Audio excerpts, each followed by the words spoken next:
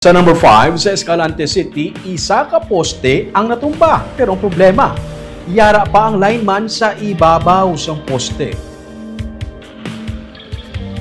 Mabatian sa video ang pagsinggit sa kasakit sang lineman matapos siya nahulog upod sa poste nga natumba sa sitio Cagayon sa Barangay Balintawak sa Escalante City, Negros Occidental. Nag-oopera sa ibabaw sa poste ang lineman sa Northern Negros Electric Cooperative o Nuneco. Sanggol pilang naghilay, kag natumba ang amunga poste. Nadala sa pagtumba sa poste ang lineman kag nagdiretsyo sa dulhugon nga bangin sa kilid sang dalan.